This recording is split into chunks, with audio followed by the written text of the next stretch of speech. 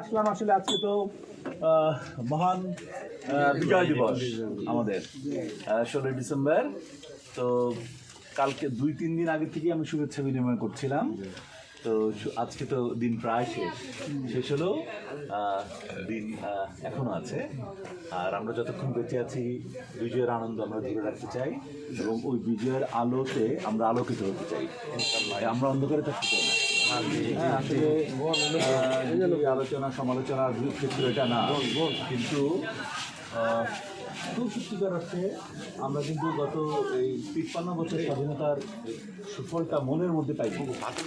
কেউ বিরাট ধনী হয়ে গেছে, আর কেউ ওইরকমই রয়েছে, কেউ আরো আমরা আমি সবসময় বলি যে আমরা একটা দেশ পাইছি কিন্তু রাষ্ট্র পাইনি। রাষ্ট্র পাইনি, দেশ মানে একটা ভূখণ্ড, আমরা একটা ভূখণ্ড, কিন্তু ভূখণ্ডটা চলবে কি করে?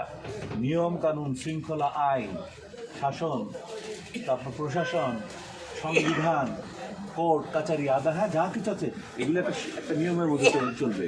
এইগুলি আমরা কখনোই ঠিক মতো চালাইতে পারি। আমরা রাষ্ট্র দেশটাকে করতে পারি। আর আমরা মানুষ পেয়েছি, কিন্তু মানুষ সবাইকে আমরা নাগরিক করতে পারি।